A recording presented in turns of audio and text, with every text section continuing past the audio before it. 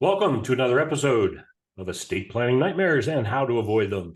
This is a show which highlights the importance of estate planning and why everyone needs to do it. And of course, the unfortunate consequences of what happens far too often when people have not planned. I'm your host, John Braddock, author of Click Here When I Die, and the founder of My Life and Wishes, The Legacy Vault, an online planning and document storage solution created to make things easier for those you love. Today, I'm excited to introduce to you attorney Michael Porter. Let me share a little bit with you about Mike before I bring him on the stage here. He is the founder and CEO of Faith Mountain Legacy Services in Spearfish, South Dakota. Mike is a distinguished legal mind with a rich tapestry of experience spanning 3 decades. Admitted to practice in the courts of the state of South Dakota and its Supreme Court in 1989. Mike's expertise expands across various domains, including real estate, estate planning, and probate law. His commitment to legal excellence is evidenced by his memberships in the esteemed organizations such as the American Bar Association's Real Estate, Estate Planning, and Probate sections, and the American Trial Lawyers Association, among a few others. As the past president of the West River State and Financial Planning Council and executive council member of the South Dakota State Bars Association's Realty, Property, and Probate section, he has continually demonstrated leadership and dedication to the profession. Beyond the courtroom, Mike's altruistic spirit shines through his extensive involvement in civic services and charitable organizations. From serving as board chairman for Bella, a CareNet pregnancy resource center, to volunteering for causes like South Dakota's Teen Pact, his commitment to community welfare is unwavering. A passionate advocate for education and knowledge sharing, Mike is a frequent lecturer and presenter at seminars and forums on estate planning, financial planning, and long-term care issues.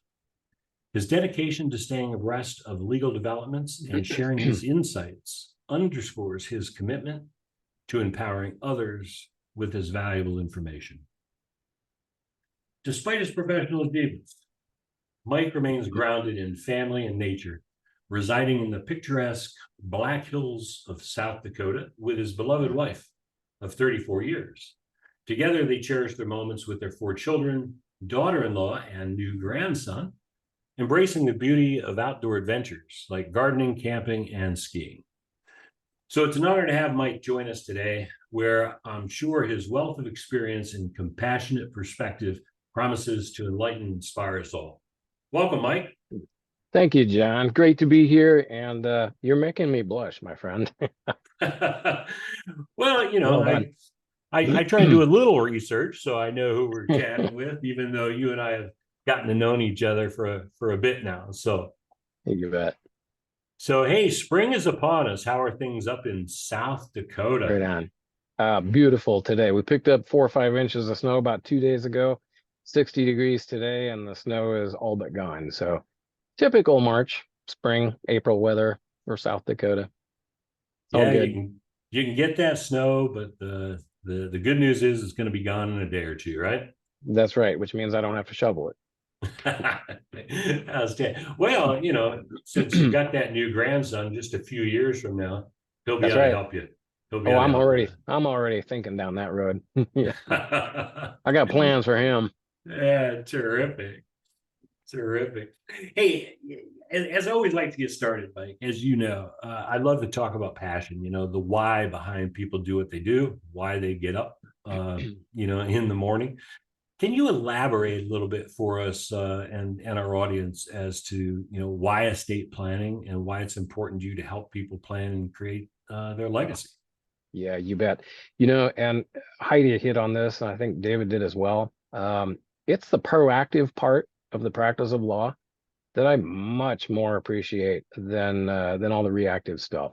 I spent about 18 and a half years before really going into trust administration and probate administration, and then for about 16 years of that, and then only recently back into the legal practice. But everything was reactive, except for the estate planning I did, some of the real estate stuff, the adoption work that I did, even to an extent, I did aviation law as well, and to an extent, hangar leases, joint ownership on aircraft, things like that are proactive in a sense.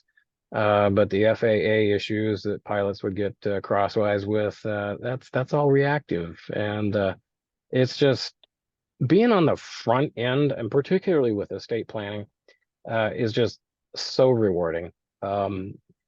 I've numerous times I've sat across the desk in my office with families that have gone through the loss of a family member, usually at the top, so either a patriarch or a matriarch.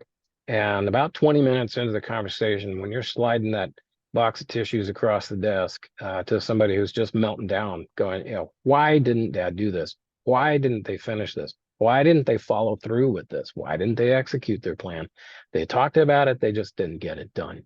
And those are just miserable conversations to have with people when you're laying out the landscape of, okay, this is what it's going to look like now going forward. And the one thing that I remember a lot is when I first started, there was I call him the older gentleman lawyer that every town has. He sat me down in his office one day and we were having a conversation. He said, Mike, you're going to see 2 times when you'll find out how thick a family is: when one of them dies and when one of them strikes oil.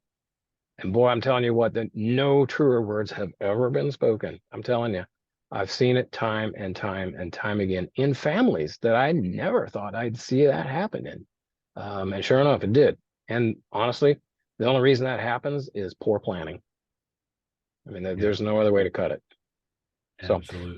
that's my why. I don't like having those conversations, so I try to educate people as much as I can. So you know what, these are your options. That's why I do seminars for senior citizens groups and seminars for the Legion and the VFW and folks like that. Is just to get the word out. Look, you don't have to stumble in the dark. Get a plan, figure out what the options are, sit down with somebody and find competent legal counsel who knows what they're doing with it. Absolutely. It's the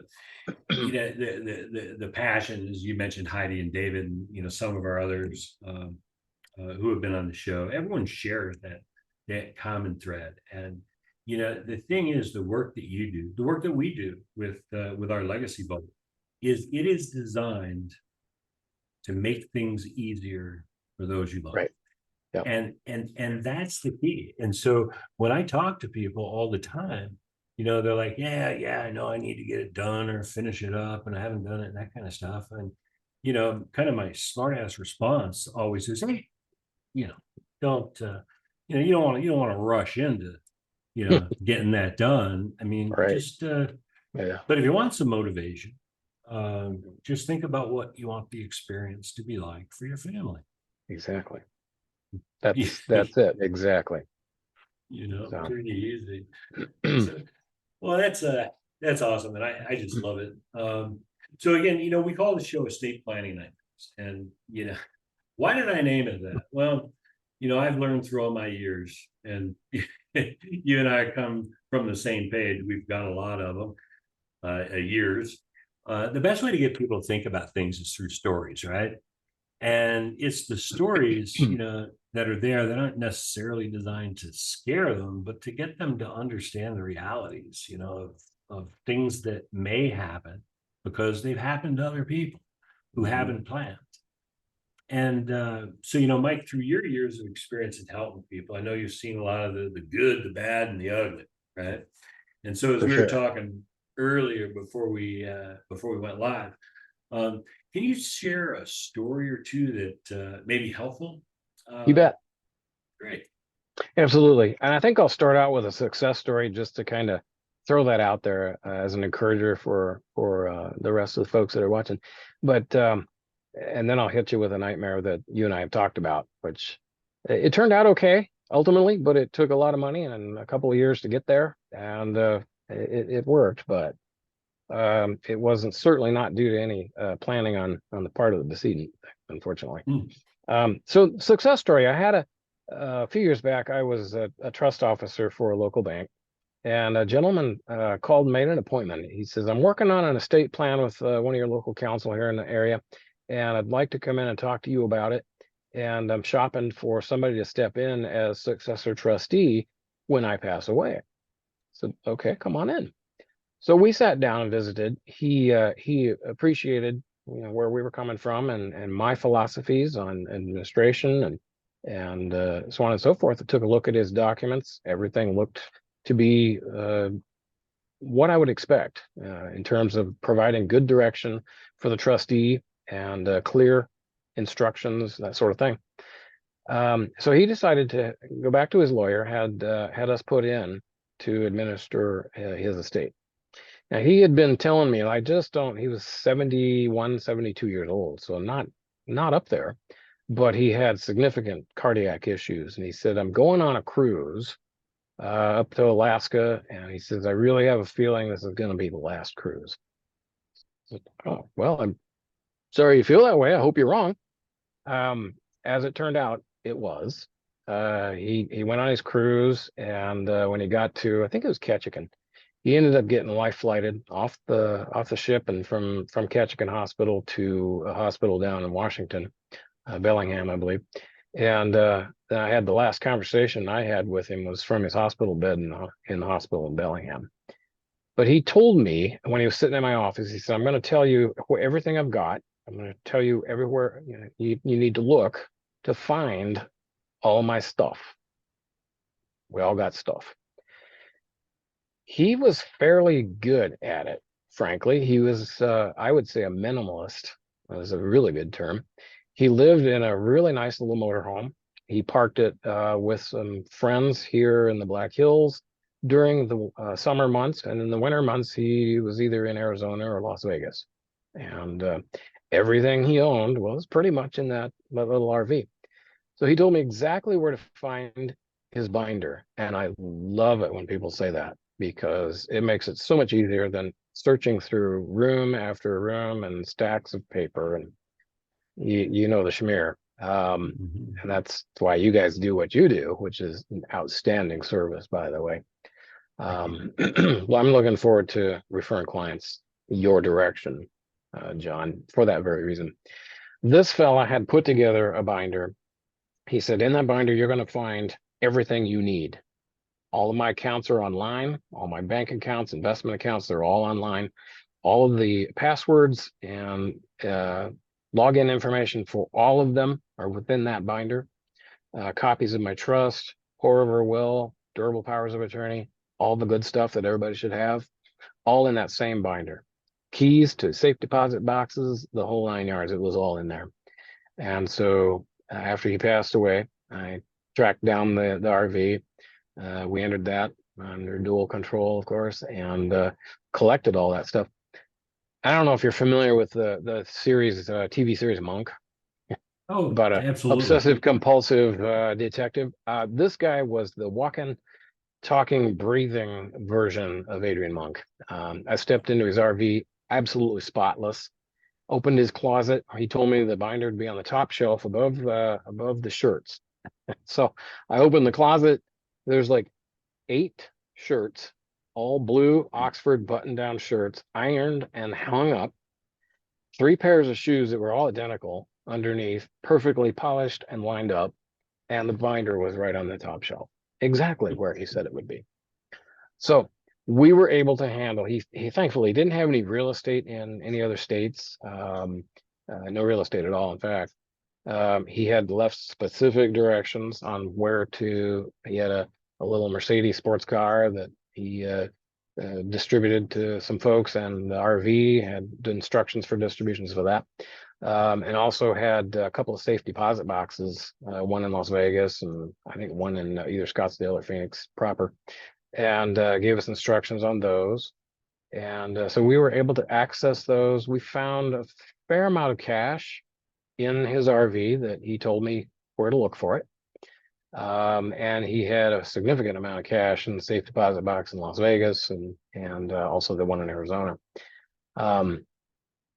All went smooth, so smooth. And he had no family. He'd never been married, had no kids.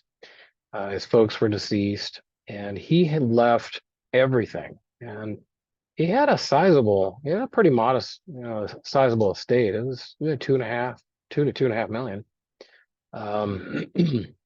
So all of it went to a sporting charity, excuse me, in Colorado. And what a phone call to make. Right? Yeah, yeah. Wow. How'd Yeah. you like $20,000? Oh, that would be great. Well, what if I It, told you it was 2 million? Oh, you better talk to the executive director. that Gladly. that's above my pay grade, but That was so much fun. But that wow. whole process just went beautifully. It was so smooth. We were in and out, over and done, and distributed the whole thing, all taken care of, very, very quickly. And I contrast that with the nightmare, if you're ready for that. So Yeah, well, on get the this. first story, that's phenomenal. I mean, just the fact that obviously the individual knew the importance of making sure that when the day comes, Sure right, did. Yeah. that have things in order. But to be proactive and think, hey, I've got this heart condition. This might be my last cruise. Mhm.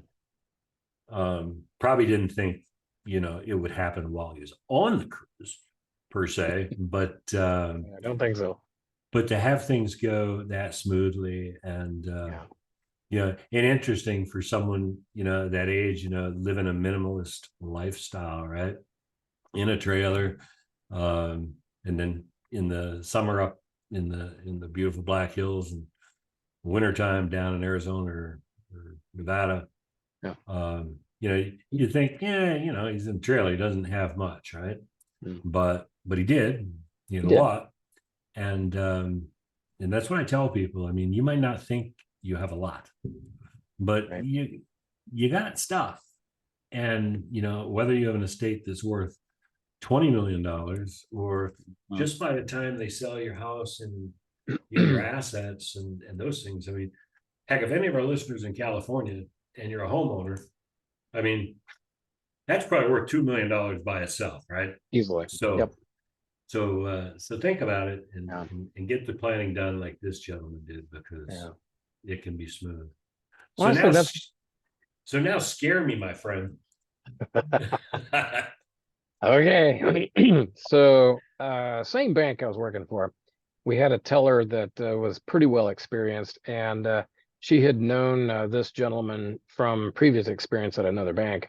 But one Saturday morning, I was a bank officer in charge, and a gal comes through the drive-through and wants to cash a check on this old fellow's account. And our teller, being astute that she was, first of all, she knew he didn't write checks.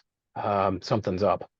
And so she calls me up to the front, and I said, you know what, let's just kind of put a hold on that. We'll get, no cash back, and we'll see how this goes, but come Monday. And so in the meantime, Monday morning, I was able to contact some of his family. He had some family in northern Arizona and over in Wisconsin. And so we reached out to them.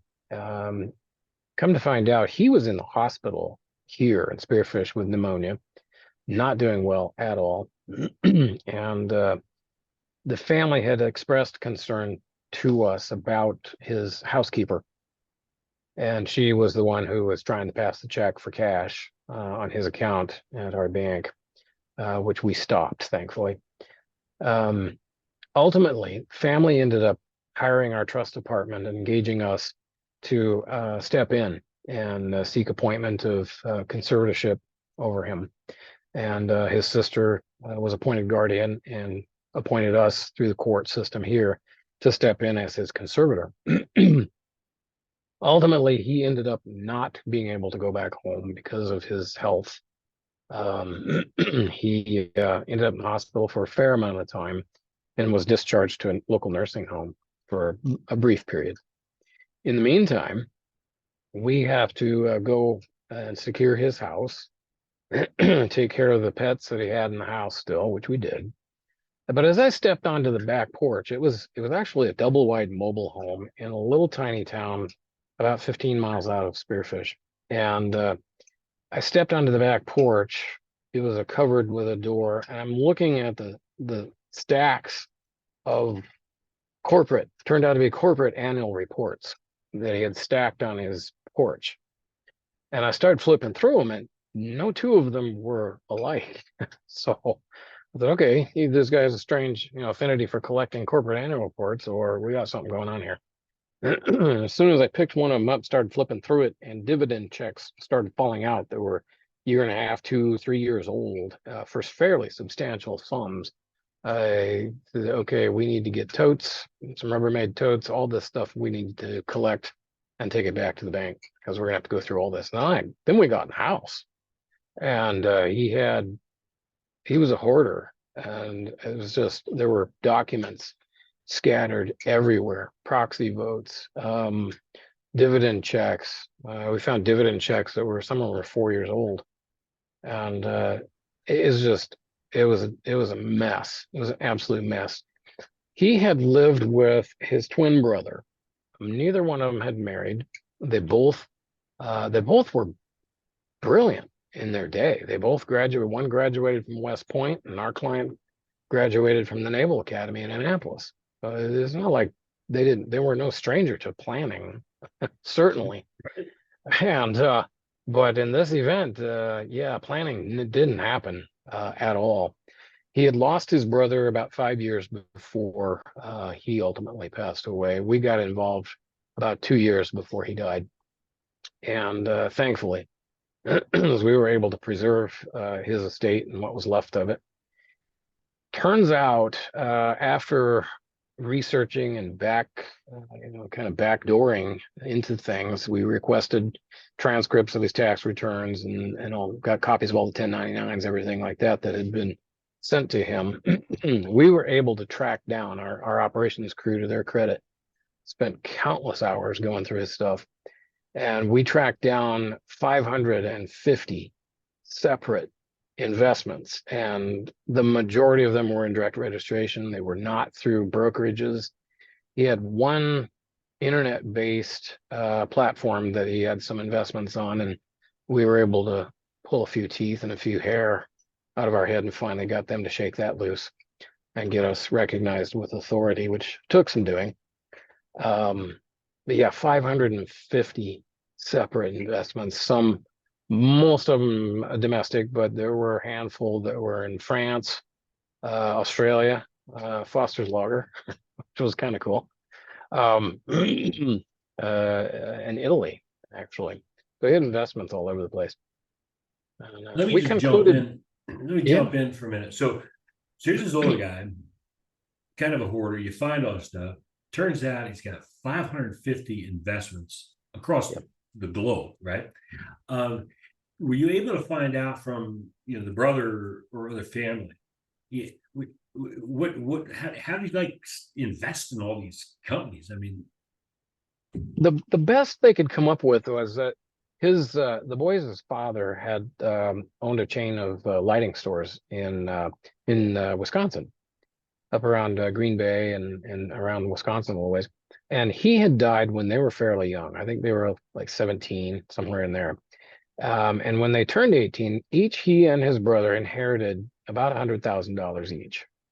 The chain of stores was sold to another family member who bought them out, and they pocketed each about $100K. And after they did their stint in the military, they got out, came back to the States, and the two of them just buddied up and traveled around the world together. I mean, they went everywhere, always together, never separated until the one fella passed away a few years prior. So they had the best the family could say is, we think they'd sit down at McDonald's for breakfast and a cup of coffee every morning, and they just start talking about stuff and what's going on, and looking at newspapers and looking at the Wall Street Journal and going, hey, maybe we should buy some of that. Okay, yeah, let's do that.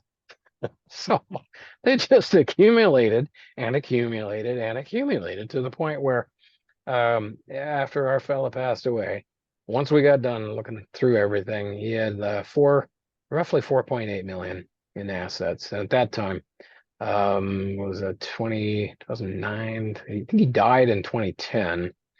So there was no estate tax that year. but had there been, it would have only been a $5 million exclusion had 2009's exclusion carried over. So he kind of pulled the George Steinbrenner thing and died in the right year. But he was close. He was very close.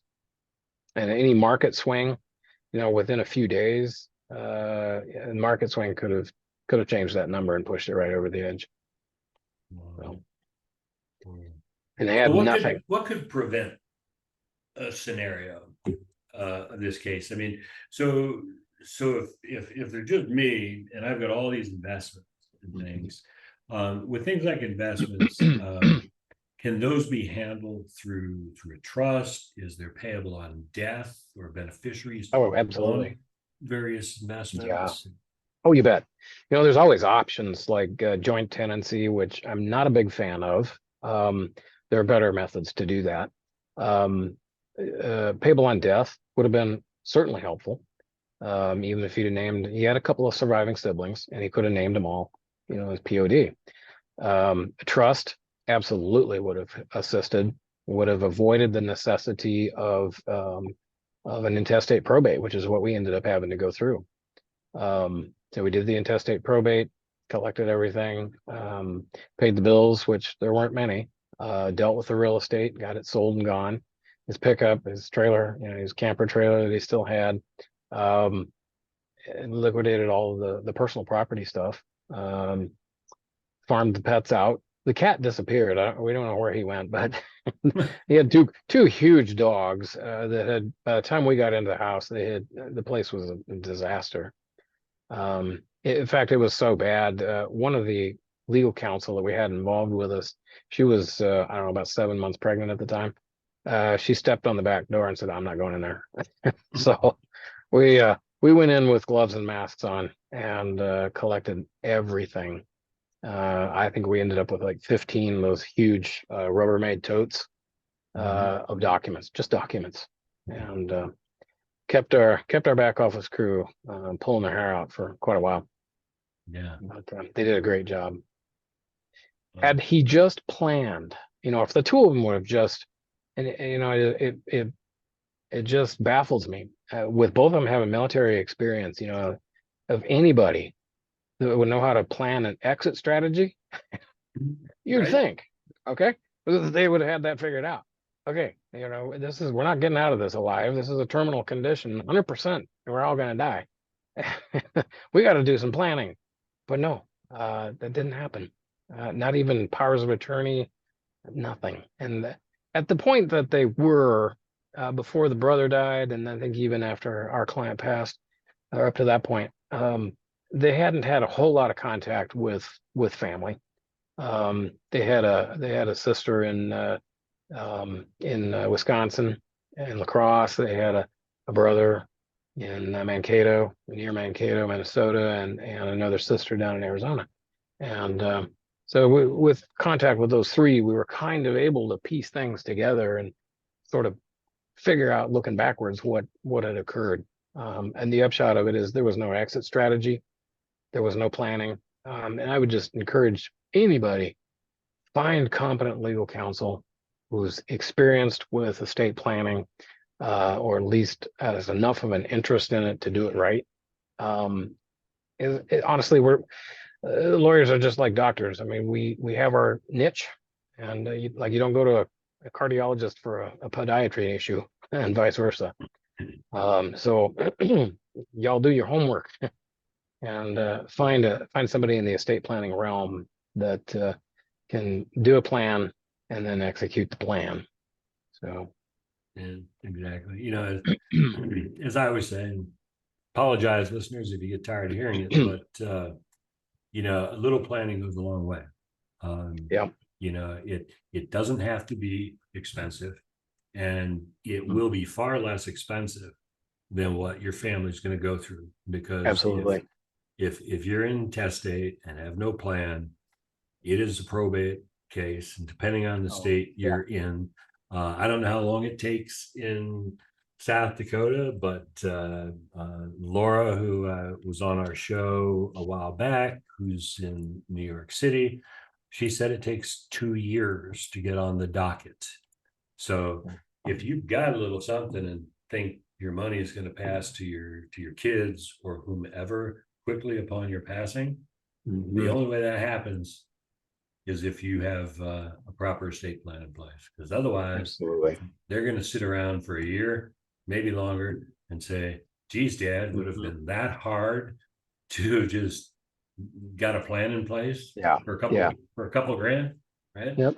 And the problems with that are many. I mean, from the frustration that they experience on their end, oftentimes that of course leads to a string of phone calls to the attorney's office.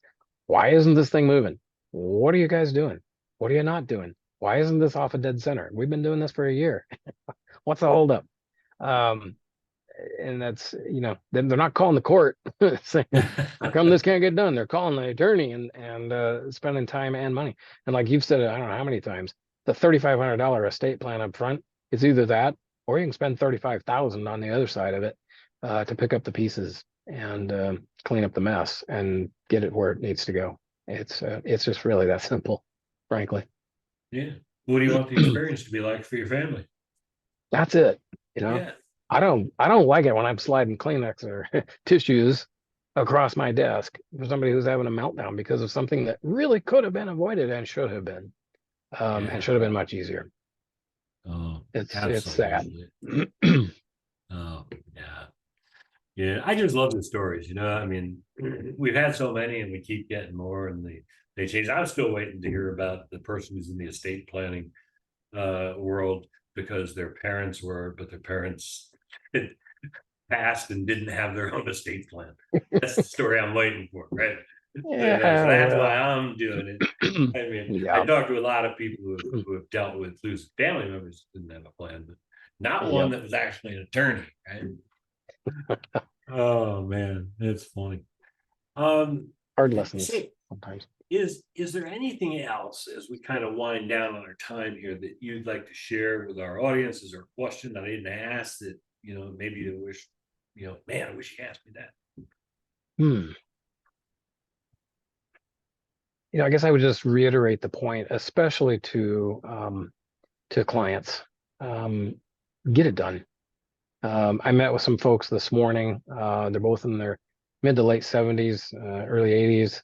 It was like, yeah, we've been talking about doing this for, 5-10 years. He looks at her, she looks at him, and we've all been there. And it's just, we've decided, now's the time to get it done. I said, well, thank you. I can help you with that. Let's see what we can put together for you. And I'll spend, it's not unusual for me to spend 2 hours with clients in the first conference. And honestly, very little of it has to do with actual strategy. It has more to do with me finding out what makes them tick and what's important to them, and where they want their assets to go. And not so much just exactly where, but why, kind of the why behind it. So if I ever get called to the stand and say, well, Grandpa wouldn't have done this, and if he'd have been in his right mind, I can say, well, we spent hours going over this stuff, and I can trust me, Your Honor, this client was well in his right mind and knew exactly what he wanted to do and knew the why. So it's just plan. It's not that hard. Yeah. When's the best time to get an estate plan done? Right now. Now. Yes, sir. Because tomorrow ain't promised, as they say, right? Never guaranteed. Never guaranteed. You could be on a bridge somewhere and get hit by a ship, unfortunately. So stuff happens, unfortunately, and that's just life. Absolutely. So, hey, I know you live up there in the beautiful Black Hills, South Dakota, and just a peaceful place. So I hesitate to ask you this question because, maybe your days aren't stressful, but I like to ask people, what's your favorite way to unwind after a long and stressful day? Well, we still have 3 kids at home. My wife and I have homeschooled our kids for, this is our 20th year now. So I come home and unwind with family, and we do a lot of outdoor activities. My wife's not big on camping and backpacking. She just looks at me like I'm nuts. But I'll take the kids and we'll go backpacking. Summers past, we've gone over to the Bighorn Mountains, and when I tell her that, we start at 9,500 feet elevation, and then we carry our stuff in like 7 miles uphill to like 10,500 above tree line, she just looks at me like, you've got to be something wrong with you, boy. Something. She just doesn't want to jump right in on that, huh? No, Yeah, she's not having it for some reason. I can't figure it out. Go figure. But our kids and I we've had some wonderful experiences out in the wilderness and in the Black Hills here in South Dakota. Beautiful. We did some backpacking. All 4 of the kids and I went out. Oh, it was last October, and it was just gorgeous. Weather was perfect. Had a nice view of Mount Rushmore from a few miles away, and it was awesome. Wow, so we do a lot of that. Yeah, we do a lot of same. We live up, in the northeast part of North Scottsdale, where it's a lot of hiking and mountains, the McDowells and up to the White Mountains, and we do a lot of hiking, and that's where I find my happy place. Is on top of the mountains and watching the sunset down here. Oh, that's perfect. Yeah, so, I can relate to that. Yeah. So last question for you today. How can our listeners get a hold of you, Mike? If they're up in your area, or are they just from some other part of the planet, but want to ask you a question? Absolutely. Telephone number 605-340-4768 is where you can reach me by phone. Email at SD, as in South Dakota, trustman@gmail.com. And you can look me up on LinkedIn. Just search for Faith Mountain Legacy Services. I'll pop right up. Awesome. Hey, Mike, this has been a lot of fun. I can't thank you enough for joining me today and it's been fun. sharing with our audience a bit about you, your firm, your practice, your history, your stories. Certainly eye-opening, and I'm extremely grateful for your time. A big thanks to all you, our audience, for joining us once again. Please feel free to reach out to Mike if you have any questions or concerns about your own planning. And to make it easy, Mike just mentioned his contact information. It'll all be included in the show notes at the bottom. So please reach out to him. And as always, my good friends, your life is your legacy.